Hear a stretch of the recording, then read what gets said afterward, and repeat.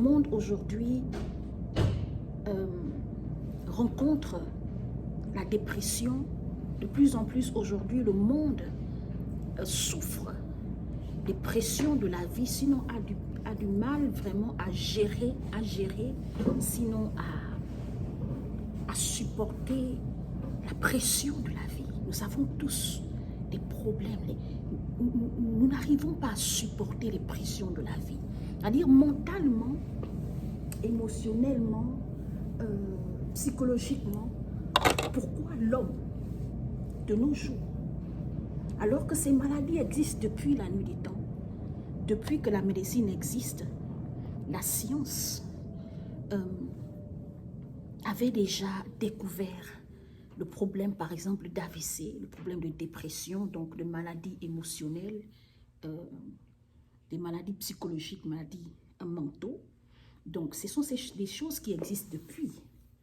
Mais la question dont moi je me pose, je ne sais pas si vous posez aussi cette question, c'est de savoir, et pourtant, moi, dans ma famille, par exemple, lorsque j'étais toute petite, la souffrance existait depuis, la souffrance existe depuis, les générations avant moi ont souffert, d'accord?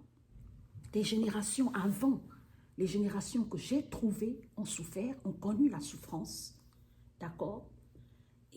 Mais pourquoi la dépression,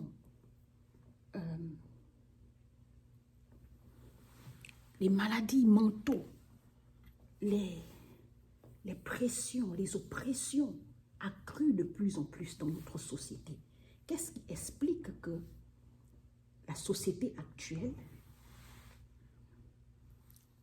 les hommes qui vivent dans la société actuelle n'arrivent plus, sinon se sentent comme submergés par les situations de la vie?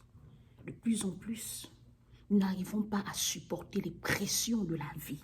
De plus en plus, nous sommes exposés à la dépression. De plus en plus, le AVC détruit les gens, les hommes, les femmes, les enfants. De plus en plus, les dépressions volent la santé des gens. La dépression, les maladies cardiovasculaires. De plus en plus, ces maladies-là se font savoir dans notre environnement, dans notre société. Et personnellement, c'est une question dont je me pose. Et je me dis, mais qu'est-ce qui se passe? Pourquoi c'est aussi difficile aujourd'hui de gérer ces choses, alors que ces choses existent depuis? Et moi, la réponse que j'ai trouvée, je vais la partager avec vous. Quand je regarde l'histoire de la création de l'homme, dans le livre de Genèse, avant que Dieu ne crée l'homme, Dieu a d'abord préparé l'environnement qui devait accueillir l'homme. Quand vous lisez le livre de Genèse, la parole de Dieu dit que Dieu crée le jour et la nuit. Le premier jour, il a vu que la terre était dans les ténèbres. Il a décidé de créer la lumière. Et la lumière, il appelait la lumière le jour. Et les ténèbres, il les appelait la nuit. Et ensuite, Dieu décide de créer les eaux. Donc, il a séparé les eaux d'en bas et les eaux d'en haut. Les eaux d'en bas, il les a appelées la mer, d'accord? Les océans, les rivières, les fleuves. Et les eaux d'en haut, il les a appelées le ciel. Donc, les nuages, les étoiles et tout le reste, ce sont les eaux d'en haut. Et après, il a décidé de créer la verdure. Parce que la terre était vide. Alors, il fallait quelque chose qui vient embellir le sol de la terre. Il a créé la verdure. Et sur la terre, il a mis les arbres. Après les arbres, il a créé les animaux.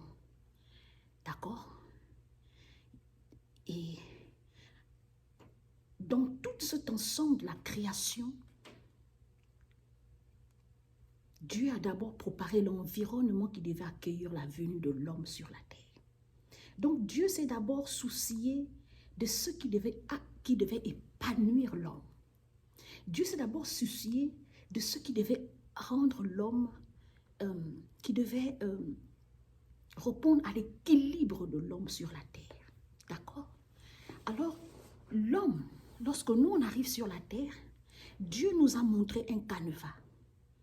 Et ce canevas-là, logiquement, dès que l'homme respecte ce canevas, ce squelette, cette façon de vivre, avant, madame, monsieur, jeune femme, jeune homme, avant que tu décides de chercher l'amour, avant que tu décides de faire les enfants, la première chose que tu dois d'abord faire, c'est préparer ton environnement, toi-même d'abord.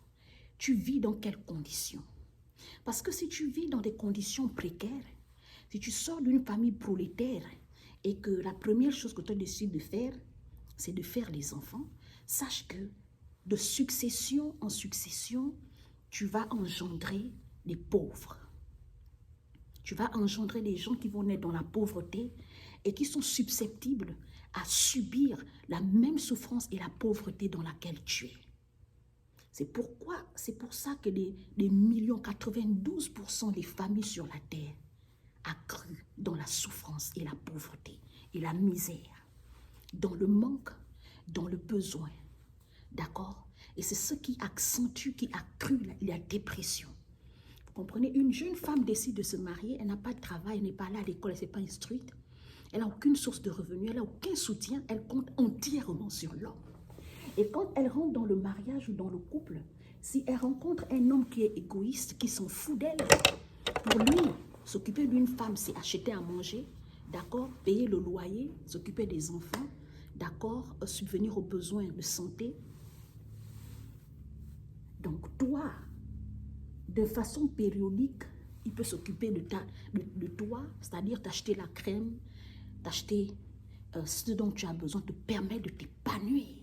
L'épanouissement dans le couple vient avec aussi le fait de donner à sa femme ce dont elle a besoin, ce qu'elle aime. Même si tu ne donnes pas tout, parce que tu n'en peux pas, tu ne peux pas le faire, mais lui permettre de vivre le bonheur. D'accord?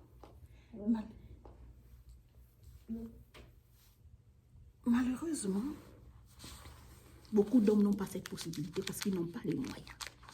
Donc, mesdemoiselles et jeunes femmes, quand vous courez, vous précipitez, aller vivre en couple, vous devez d'abord chercher à comprendre, est-ce que l'homme là, il peut m'assumer. Assumer une femme, ce n'est pas juste lui donner un toit. Assumer une femme, ce n'est pas juste lui donner un lit où elle dort et s'occuper des enfants. Assumer une femme, c'est de l'apporter l'équilibre qu'elle-même, elle ne peut pas se procurer. L'équilibre, l'épanouissement.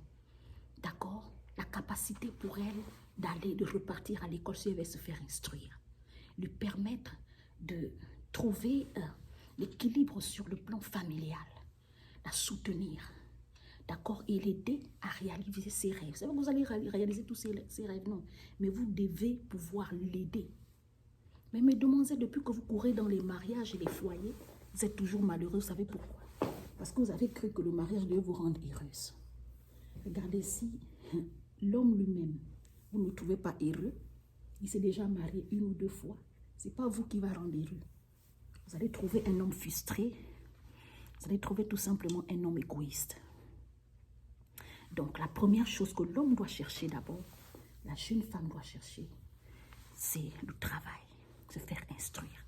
Si tous les jeunes de nos jours cherchent d'abord le travail, terminent d'abord les études et ensuite trouvent l'emploi, tous les jeunes, si vous décidez de trouver d'abord un emploi, de travailler et ensuite vous marier, il y aura moins de souffrance sur la terre.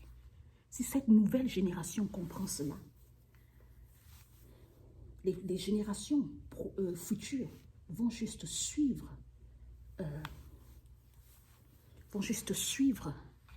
le chemin et la vie sera de moins en moins difficile. Vous comprenez, ce n'est pas un problème des gouvernements. Ce n'est pas un problème de gestion du gouvernement ou de nos pays. Ce n'est pas la sorcellerie, ce n'est pas le vampire.